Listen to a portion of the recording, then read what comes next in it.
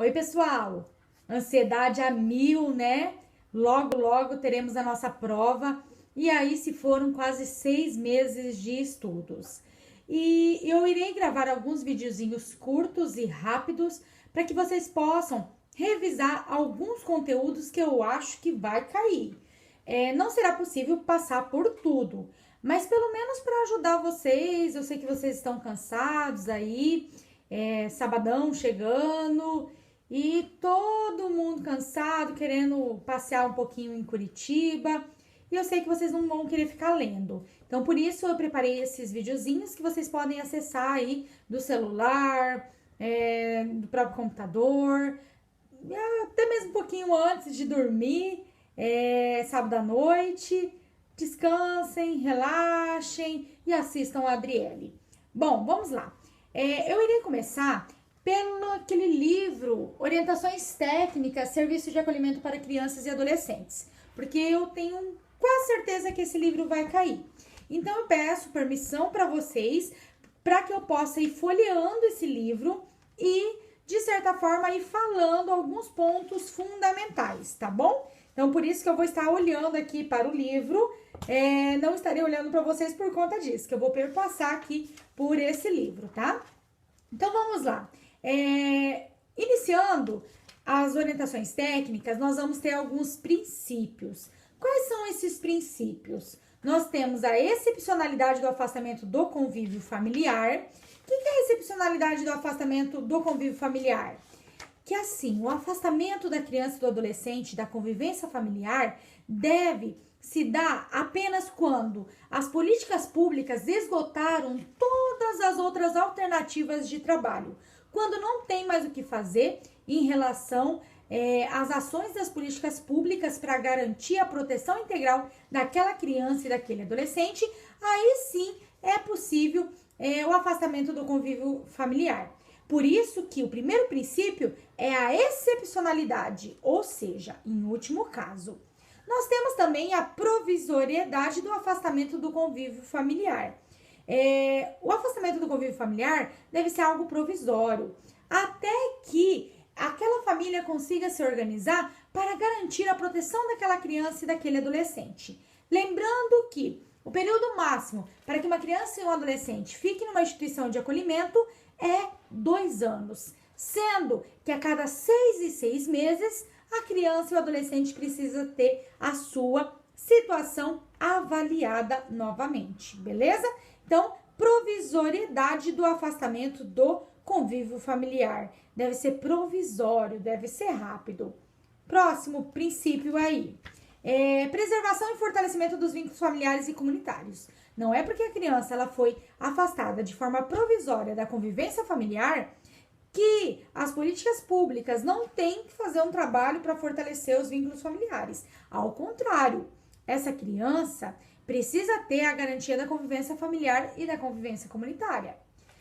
A partir do momento que a criança ela é acolhida, o trabalho para preservar, para fortalecer o fortalecimento dos vínculos familiares e comunitários precisam ser garantidos. Então, a própria instituição de acolhimento precisa criar estratégias que garanta esse fortalecimento da convivência familiar e comunitária, ao ponto que a situação geradora da motivação para o acolhimento institucional seja superada, beleza? Então, preservação e fortalecimento dos vínculos familiares e comunitários.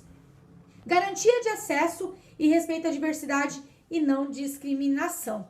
Também é um outro princípio. Garantia de acesso e respeito à diversidade e não discriminação. Pessoal, a criança e o adolescente, quando está no acolhimento institucional, precisa ter esse direito garantido. Precisa ter a sua diversidade respeitada. Por isso que aqui nas orientações técnicas traz enquanto princípio para os serviços de acolhimento para criança e adolescente a garantia do acesso e respeito à diversidade e não discriminação. Outro princípio, oferta de atendimento personalizado e individualizado. Lembra que na aula eu disse? Cada criança e cada adolescente precisa ter as suas roupinhas, precisa ter um atendimento personalizado, um atendimento individualizado. é um outro princípio. Outro princípio, garantia de liberdade de crença e religião. Precisamos nem discutir, né? Garantir a crença, garantir a religião. Não impor. As instituições de acolhimento precisam respeitar a questão da crença, da religião. Outro princípio, respeito à autonomia da criança, do adolescente e do jovem. A criança, adolescente está acolhido, o jovem no serviço de república, mas isso não significa que não tem que ser fortalecida a autonomia. Ao contrário, tem que fortalecer a autonomia dessa criança, desse adolescente, desse jovem. Por isso que é um princípio o respeito à autonomia da criança, do adolescente e do jovem. Beleza? Bom, então os princípios aí que nós acabamos de ler é excepcionalidade do afastamento do convívio familiar, provisoriedade do afastamento do convívio familiar, preservação e fortalecimento dos vínculos familiares e comunitários, garantia de acesso a respeito à diversidade e não discriminação, oferta de atendimento personalizado e individualizado, garantia de liberdade de crença e religião, respeito à autonomia da criança, do adolescente e do jovem. Beleza? Bom, lá no capítulo 2 das orientações técnicas, nós vamos ter algumas orientações metodológicas. E eu vou passar por alguns pontos dessas orientações metodológicas, tá bom? A primeira orientação metodológica é em relação ao estudo diagnóstico prévio. Ou seja, o que é esse estudo diagnóstico prévio? Ele tem como objetivo subsidiar a decisão acerca do afastamento da criança ou adolescente do convívio familiar, salvo em situações de caráter emergencial ou de urgência, né? Em regra, toda criança e adolescente que for acolhido precisa ser analisado muito bem essa situação. Por isso que se orienta que tenha esse estudo diagnóstico prévio, a não ser naqueles casos que realmente são emergenciais, são de caráter de urgência, que precisa acolher de forma imediata, tá? Mas, de forma geral, é necessário esse estudo diagnóstico prévio, para realmente verificar se todas as possibilidades foram esgotadas. Por quê? Porque a medida do acolhimento é a última medida. Bom, aí aqui, nas orientações metodológicas, nós também temos o plano de atendimento individual e familiar. Presta atenção, plano de atendimento individual e familiar, que também é chamado como plano individual de acolhimento, o PIA, plano individual de acolhimento, ou ele é chamado de plano de atendimento individual e familiar. Esse plano aqui, quem é responsável é a equipe técnica do serviço, tá? Que vai ser responsável por elaborar esse plano. Porém, tem que ter a contribuição aí do conselho tutelar, do próprio órgão gestor da assistência social e para concretizar um trabalho em rede. Mas o responsável é a equipe técnica da instituição de acolhimento, beleza? E aqui, nesse plano de atendimento individual e familiar, precisa ser concretizado um estudo sobre algumas situações.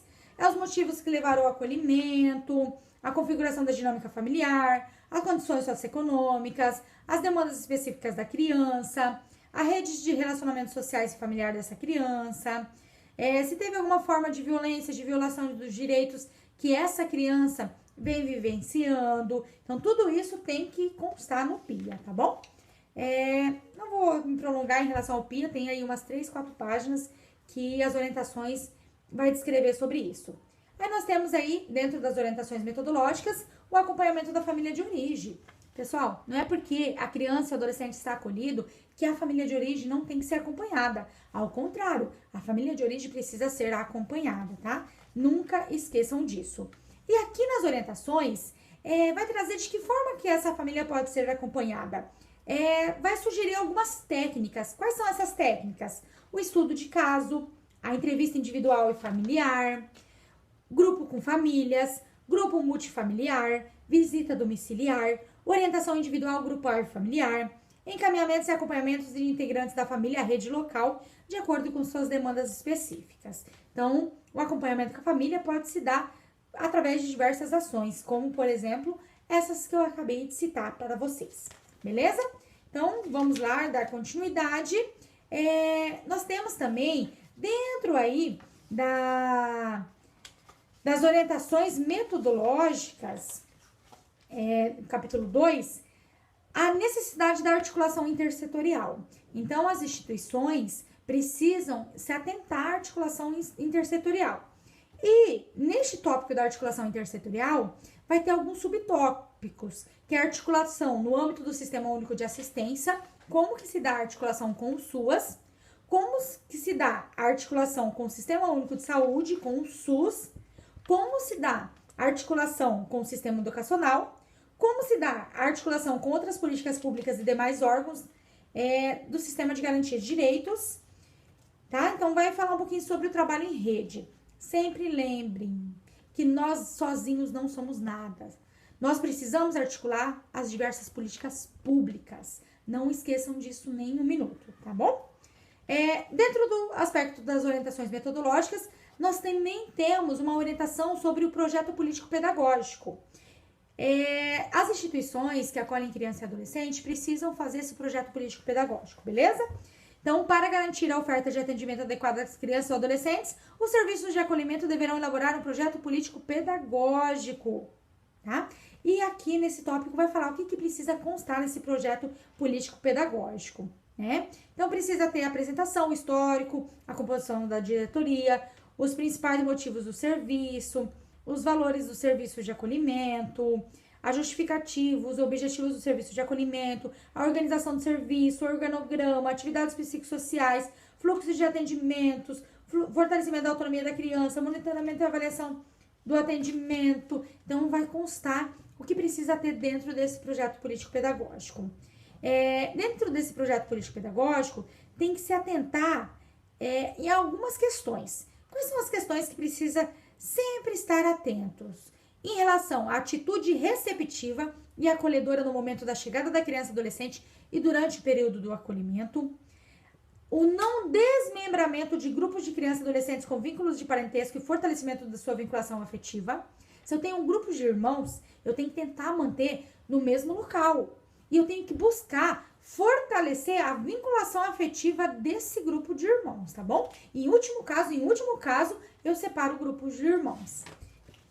Organização de registro sobre história de vida e desenvolvimento de cada criança e adolescente.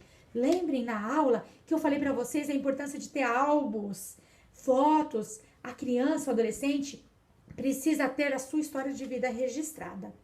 Definição do papel e valorização dos educadores, cuidadores da família acolhedora. Qual que é o papel de cada um? Isso precisa constar no projeto político-pedagógico. Também tem que o projeto político-pedagógico ser direcionado a partir da demanda em relação ao serviço com a família de origem. De que forma que o serviço vai trabalhar com essa família de origem? Então, tem que constar também. Tem que constar e tem que levar em consideração a preservação e fortalecimento da convivência comunitária. Lembrem, eu bati muito na tecla em relação a isso. A criança e adolescente tem direito à convivência familiar e comunitária.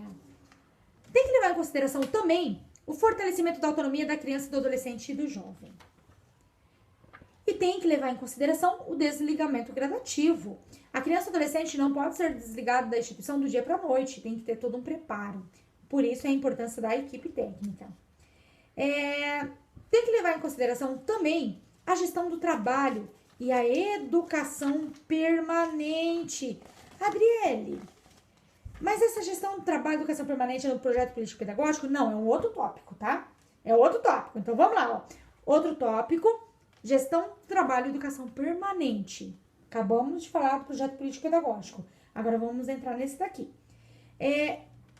Para trabalhar nas instituições de acolhimento e no próprio programa Família Acolhedora, eu preciso ter todo um processo de seleção, aonde eu vou ter uma ampla divulgação e tudo mais. Eu preciso ter capacitação desses profissionais, eu tenho que ter uma capacitação introdutória, uma capacitação prática, eu preciso ter a formação continuada desses profissionais, beleza?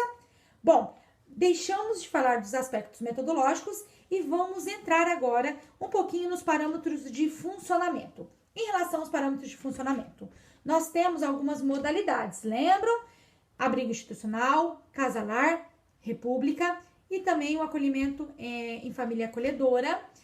Nós temos, o que mais? A questão de serviços regionalizados, então tudo vai estar aqui dentro deste capítulo. Então, primeiro, abrigo institucional, o que é? É um serviço que oferece acolhimento provisório para crianças e adolescentes afastados do convívio familiar por meio da medida protetiva de abrigo. Público-alvo, criança e adolescente de 0 a 18 anos, sobre medida protetiva de abrigo. Precisa estar em área residencial, lembra? Tem que ter o aspecto semelhante de uma residência. Recursos humanos do abrigo, quem que é? Coordenadora, nível superior, um profissional para cada serviço. Nós temos que ter a equipe técnica, que são 2 profissionais para atendimento de até 20 crianças e adolescentes, com carga horária mínima indicada de 30 horas, lembram?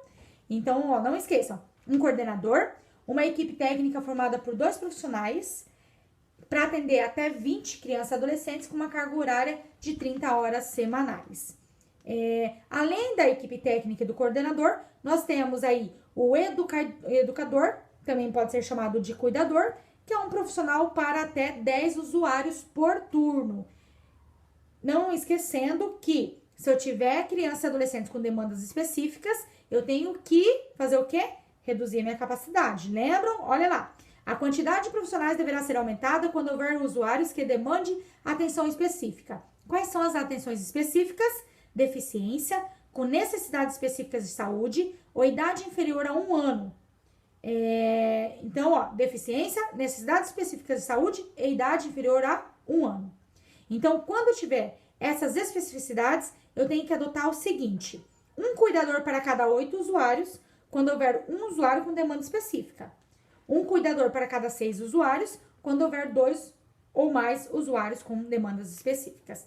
Então, não esqueçam que o educador e cuidador tem que aumentar o número de profissionais quando eu tenho essas demandas específicas, ou eu reduzo aí a capacidade, tá bom? Então, em regra, é um educador ou chamado cuidador para cada 10 crianças e adolescentes por turno. E eu tenho o auxiliar de educador-cuidador, que é um profissional para até 10 usuários por turno. Então, em regra, de forma geral, abrigo institucional, 20 crianças e adolescentes, eu tenho que ter coordenador, 2 profissionais para atender até 20 crianças e adolescentes, indica-se uma carga horária de 30 horas semanais, eu tenho que ter um cuidador, ou chamado também educador, para até 10 crianças e adolescentes, porém, quando eu tenho crianças e adolescentes com especificidades, eu tenho que aumentar o número de profissionais ou reduzir a capacidade máxima do equipamento. E eu tenho que ter o auxiliar de educador-cuidador, um profissional para até 10 crianças e adolescentes. E depois eu vou ter a parte da infraestrutura e tudo mais. Casa-lar. Casa-lar é o serviço de acolhimento provisório oferecido em unidades residenciais, nas quais pelo menos uma pessoa ou casal trabalha como cuidador residente. Lembram? Na casa-lar eu tenho uma pessoa ou um casal que vai trabalhar como cuidador residente, ou chamado também educador, em uma casa que não é sua, prestando cuidados a um grupo de crianças e adolescentes afastados do convívio familiar por meio da medida protetiva de abrigo.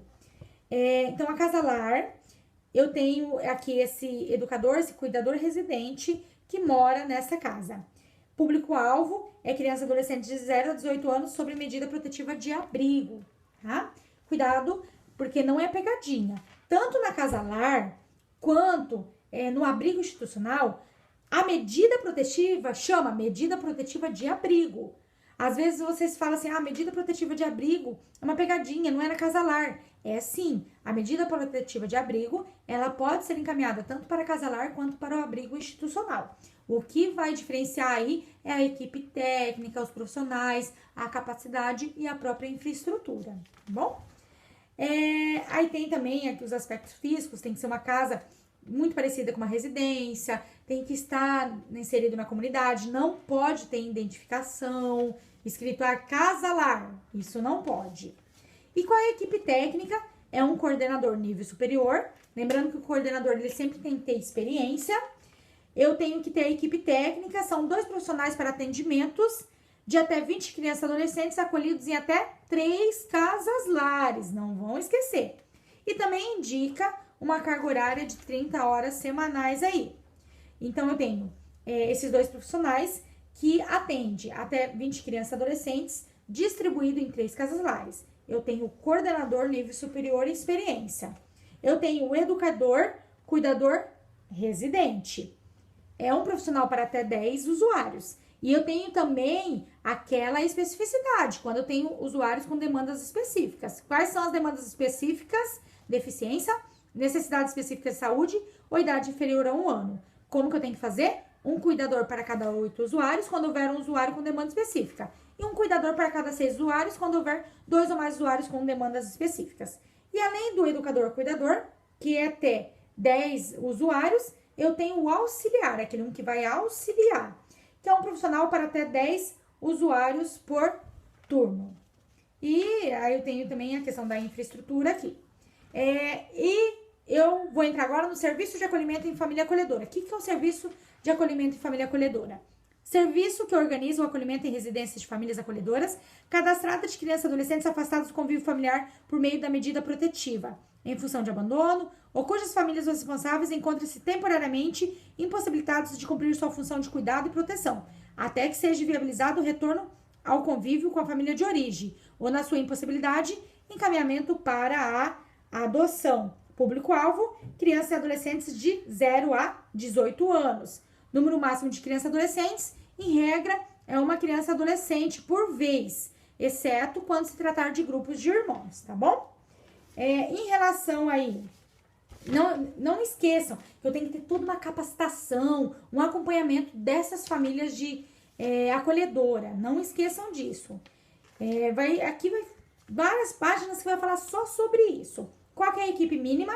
Eu tenho que ter um coordenador, nível superior à experiência, e eu tenho que ter aí a equipe técnica, 2 profissionais para acompanhamento de até 15 famílias de origem e 15 famílias acolhedoras, beleza?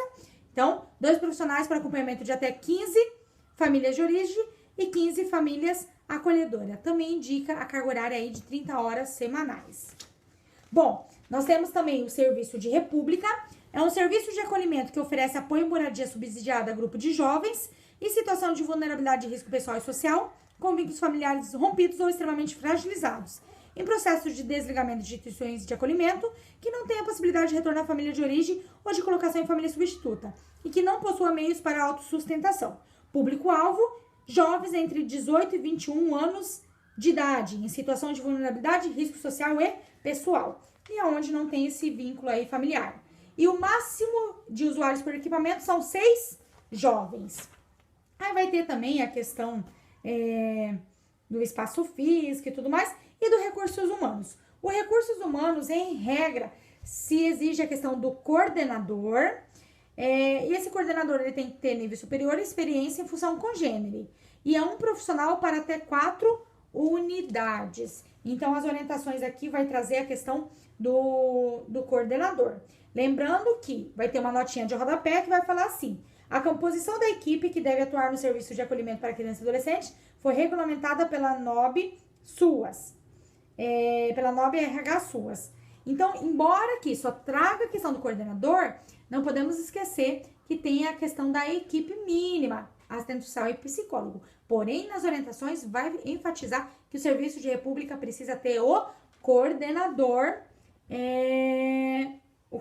com nível superior, beleza? Bom, existe também a possibilidade da regionalização de atendimento nos serviços de acolhimento. Então, as orientações também vai falar um pouquinho sobre essa questão da regionalização do atendimento nos serviços de acolhimento, que existe essa possibilidade, tá? A Casa Lar regionalizada, e nós temos também o serviço de acolhimento para crianças e adolescentes ameaçados de mortes, que eu expliquei para vocês. Bom, pessoal, 24 minutos, vou parar por aqui, senão o vídeo não vai subir. Beijo, até daqui a pouco. Tchau!